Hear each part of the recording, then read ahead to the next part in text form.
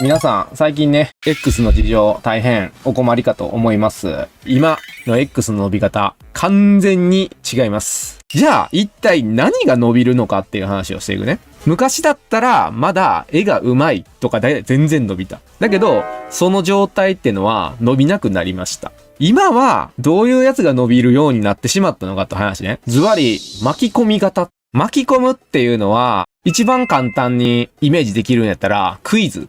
イラストを例えば2枚上げたとして、こっちの服どっちがいいですかっていう風なイラストを上げると伸びやすい。以前ね、僕780万リポストぐらいやってんねんけど、これの質感を皆さんに答えてもらいましたってやつね。これっていうのは、絵描きさんたちに挑戦状を送って、絵描きさん同士で盛り上がってもらうっていう巻き込み方なのよ。みんなだったらどうしますかっていう感じ。だからこれに対して、女の子のイラストとかにやるんだったら、あなただったらどの水着をしますか？こういうのが今、一番伸びます。とにかく突っ込ませるっていうことも大事で、コメントがなってたりとか、引用リポストとかを付けさせるようなネタを少し仕込むっていうのが今は大事かな。だから、ここに限っては、実は昔より画力っていうよりかは、ある意味チャンスは増えたかなって思う。じゃあ、今までのイラストって伸びなくなったのかって話をするね。それは違うのよ。今まで伸びてたジャンルは、結局、ある一定のまでは伸びんのよ。今まで原神とか、スターレイルとか、FGO とか、ブルーアーカイブとかあったと思うんだけども、あのジャンルっていうのが、その界隈では広まんのよ。昔、5年前とかのやつやったりすると、それの知らない人たちの界隈にまで広がってたのね。おすすめっていうのがなかったから。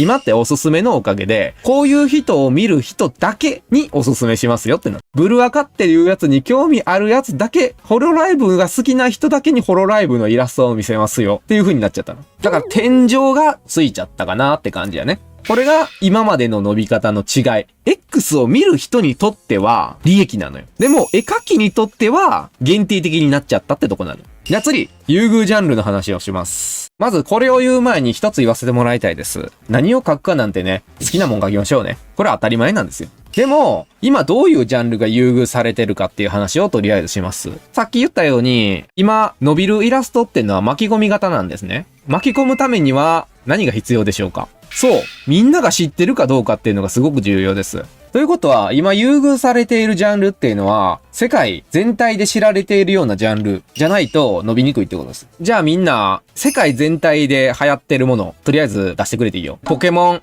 初音ミク、フリーレン、チェーンソーマン、ドラゴンボールの女性キャラ、セーラームーンとかもそうだね。ソーシャルゲーム界隈をみんな言ってるけど、ソーシャルゲームはね、めちゃくちゃ一部です。ジャンプ作品の有名どころにはね、まず勝てない。原神とかも一部。世界に比べたら、本当に一部。今、限定で言うんだったりすると、かぐや姫とかね。ランキングをつけるんだったら、ポケモンと初音ミクは同率1位レベルででかすぎる。マリオとかもそうだね。だから、みんなソーシャルゲームの名前が出てくる、VTuber の名前とか出てくるけど、そんなんじゃないよ。だけど、みんな知ってるっていうことは、どういうことが起こるでしょうか？みんな書いてるし、埋もれる可能性がございます。だから、ただ書くだけだったりしたら全然伸びないです。だから、伸びてる人だったりすると、初音ミクに対して何かネタを引っ提げてくる。うちの生徒の子とかだったりすると、スターレイルのキャラクターがポケモン所持したらこのあたりなんじゃないかな、みたいなイラストを描いたりとかな。今、ソーシャルゲームとかで伸ばすんだったら、ソーシャルゲームのキャラクターと人気ジャンルを組み合わせる。このあたりが優遇ジャンルですね。で、今後伸びんじゃないかなと思ってるゲームを教えてあげたいんやけど、ゴッデスショットトリックっていうのがあんねんけど、もうすでに100枚ぐらいファンアート書かれてるぐらいやから、これは多分流行るんじゃないかなって思ってる。じゃあ次、考え方は基本に変わらないって話ね。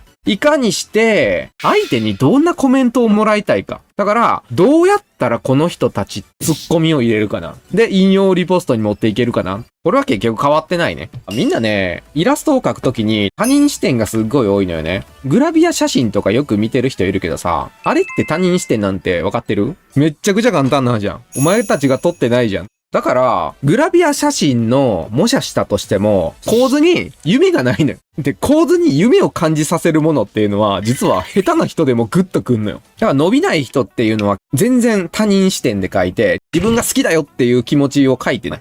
好きだっていうのを伝わる絵がやっぱり伸びるよね。だから考え方っていうのは基本的には変わりませんということです。本日の議題はまだまだ続きます。投稿の仕方の工夫。さっき言ったように投稿するときは疑問形にしましょう。水着を描きました。私ってどっちが似合うかなみたいなタイトルにする方が伸びやすい。差分をあえて作ってみるっていうのはありかもしれない。服の色とか髪の色とかを変えてみて、どっちの方が似合うかなみたいな。それを1万円にするんだったらね、2人組とかにしといて、ジャンルの違う女の子2人みたいな、どっちが好みとか、性格とか髪の毛とかを変えたりするとかでも全然ありやと。こういった感じの質問形式にして、周囲を巻き込むタイプの投稿の仕方が、伸びるんじゃないかな。さて、最後行こうかな。絵描きで注意するところが、まず視聴者の目線で考えようと。ここがすっごい忘れてる。普通の人たちって、どんな風に X を使って検索して、僕たちの絵を見てくれてるのかなっていう考えが全然ないね。じゃあ、フォロワーいないイラストレーターってどう見つかんのって話。絵描きじゃなくて自分がただの視聴者になった時にどうやってこれ見つけたらいいのかわからへんよな。じゃあ好きな絵を探そうとしてる X 民はどう検索してそうと。そう、キャラ名とハッシュタグをつけんのよ。ようやくこれでフォロワーのイラストレーターの絵って見つかんのよ。言い方が悪くなるかもしれへんけど、X 民というお魚なわけよ。なのにみんなは魚がどう動いて何食べてるのか知らないまま釣りしてるよ。こんな状態でどうやってあなたの絵に食いつくんですか？だから俺がせめてもの食いつきが良くなるようにやってんのが一次創作に忠実であれと言って。じゃあ一般的にうまいって思うの。本当の一般人っていうのはそっくりに描けてたらすごい上手だねって思うの。で、ここも絵描きで悪いところ。絵描きは下手な絵でもうまいっていう。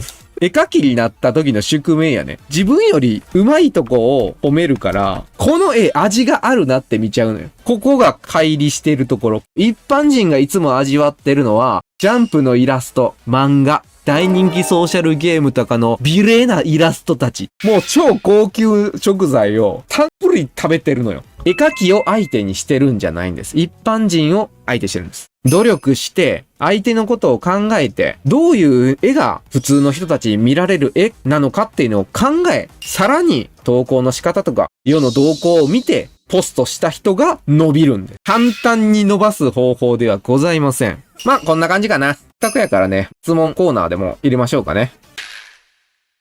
質問太郎です。コンフォロワー0人からスタートするなら、どんなジャンルのイラストを描きますか？俺やったらかぐや姫いくかな。一番熱いんじゃないかな。フォロワーが少ない段階での取っかかりとしてキャラ名作品名の記載が重要なのは理解できましたが、昨今のツイッターではハッシュタグによるタイムラインへの露出が少なくなると言われています。フォロワーのある程度の指標があるとわかりやすいのですが、かかで先生はどのくらいいったら方針を変えますか？フォロワー少ないんやったら、タグとかイラストのキャラ名つける以外、見つけてもらう方法ないやん。少ないとか関係ないやん。少なくなかろうが別にタグを触った人は見てくれんねんからさ。フォロワーなんて今ほんま関係ねえんだよ。1万あればもう十分なんじゃないかなって思ってる。だって、見ない人は見ないだから、フォローしてる人もおすすめに出てこうへんやん。質問太郎です。この間リリースされた NT、私とハマりしてるのですが、ソシャゲ好きなそうならハマってくれて他のソシャゲイラストでも見ていただけますかね？無理やな。NT やったら NT しか見ないと思う。東宝みたいな一部の人に刺さるみたいなイラストは伸びますか？東宝は伸びやすい。世界的に知られてるというか、ゆっくりがなんだかんだ強い。今でもしっかり固定ジャンルとしてあるからね。質問太郎です。ハッシュタグはどれくらいつけていいですか？あまりにもたくさんつけすぎるのはちょっと気が引けるのですが。タグは1個でいい。タグ問題なんてさ、そもそもタグがさ、バーってついてるやつなんて不快じゃない？ X 以外の SNS は他にもやった方がいいと思いますか？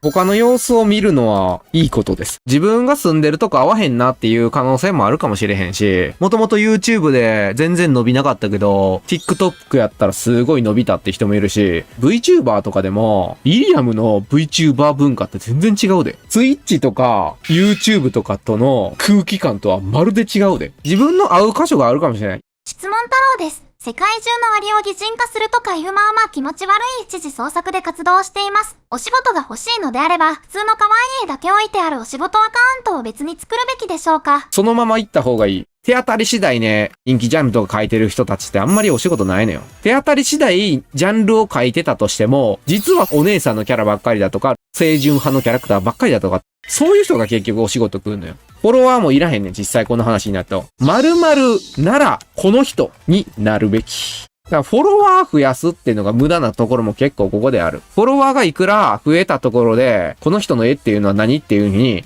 ハテナが出たら終わりなのよ。名前覚えてもらえてないのと一緒。だから俺だったりすると、ロゼッタを描きまくってた人っていうのに未だに残ってるから、お姉さんキャラの依頼がめちゃくちゃ多いわけ。質問太郎です。昔と今ではイラストを投稿すると伸びやすい時間帯は変わりましたか？